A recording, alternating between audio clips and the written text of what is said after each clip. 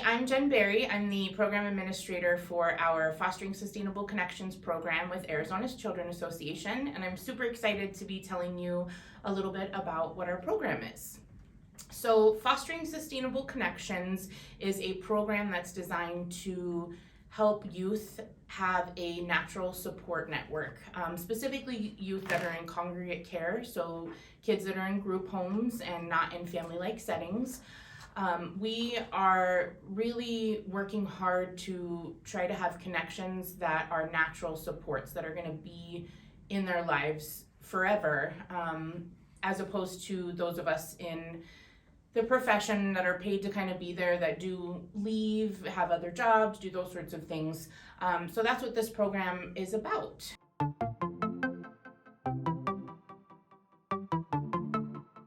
So the Fostering Sustainable Connections, we use two different models, the family finding model from Kevin Campbell and the 357 model from Darla Henry. The family finding model from Kevin Campbell is really an intensive recruitment strategy that involves the youth, talks with them about who they miss in their life, who they want to be connected to. And the 357 model is really a model that helps us in our activities with the youth to kind of help them grieve through the many, many losses that they've gone through. So we use the recruitment strategy from Family Finding to do a lot of intensive searches, Facebook, any social media.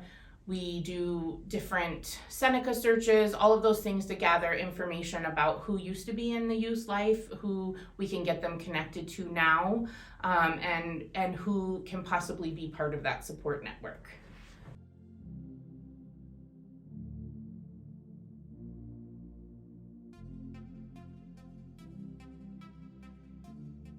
So the youth that we work with in the Fostering Sustainable Connections program are youth that are, again, in group homes, in congregate care. They are youth that can engage in the program. So probably the youngest that we have is about 5 years old right now, and we go up to 17 and a half. We need about 6 months or so to be working with the youth, so that's why we stop at 17 and a half. So we have about 6 months before they turn 18. It needs to be kids that really want to be connected with their previous connections, maybe teachers, mentors, of course, family, aunts, uncles, cousins, all of those people that create a natural network that we all have, that a lot of times when these kids are removed from their home, they don't have that anymore. So of course we want it to be a youth that wants to be connected to those people.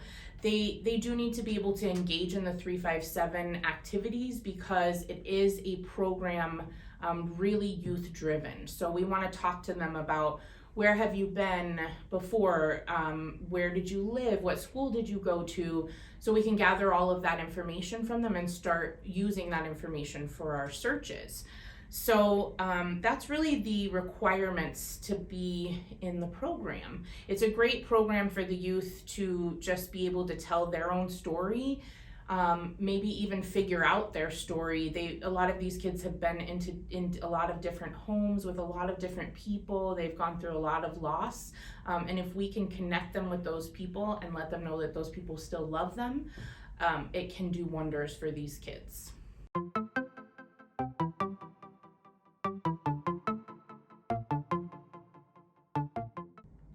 So within the 6 to 9 months that we're working with the youth, the family engagement specialists they meet with the youth at least 2 times a month. We take them out into the community, get them out of the group home so they can kind of open up, talk about things from their past. We do the different activities, the mobility mapping, where we're going through where they've lived, who's been part of their lives. We do things like connectedness maps where we find out who they're connected with right now. Maybe they're connected with their mom and their brother, and then we say, well, who's your mom connected to? Well, my mom's connected to my grandma, and those sorts of people, so that we can really create this big web of people that we can reach out to and start engaging those people in the youth's life. So once we start doing those activities and get that information, then we do start doing supervised phone calls or Zoom calls, maybe doing supervised visits. There's absolutely nothing like seeing a youth glow when they see somebody that they haven't seen for 3 years or 4 years, and then they realize, oh my gosh, my uncle still thinks about me, my uncle still loves me, my cousin still talks about me, they still remember the times that we, spent together outside playing basketball or what have you. I think that these youth think once they're removed and they're put in these group homes that they just disappear from everybody's thoughts and hearts, and that's just not the truth. That all of these people are out there and they're still caring about these youth. We just have to figure out a way to find them and get them connected. Our family engagement specialists work with youth primarily who are in congregate care, which is in group homes. When they go and talk with them about their past, sometimes there's really nowhere private in the group homes to talk with them about that. So we like to take them out into the community and, also let them have some experiences, some normalizing experiences that other youth get to have too.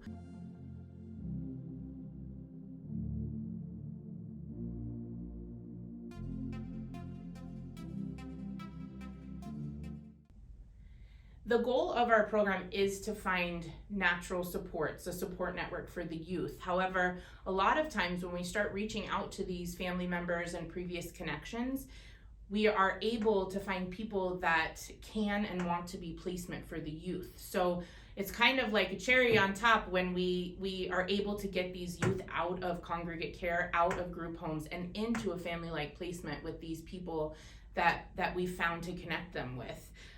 I would say about half of our youth that we service, half of them end up closing with our program, either pending going into a family-like placement or already transitioning into a family-like placement. So getting them out of congregate care is just a bonus of this program. There's a quote from Mother Teresa that says, "The greatest disease is to be nobody to anybody." And a lot of these kids are sitting in group homes feeling like they are absolutely nobody to anybody, nobody to the people from their past. The truth is that they are somebody to a lot of people. We just need to find those people and get them connected with these youth. One of the interesting parts of being a family engagement specialist is getting to work with the youth on how to actually do a phone call. Most teenagers these days are emailing and texting and actually don't really know what questions to ask or how to have a conversation with some of their past connections. So the family engagement specialist will help with, what questions do you want to ask? What do you want to know from your uncle or your aunt or your brother or sister? It's just a very interesting part of the process that they really are not used to making phone calls anymore.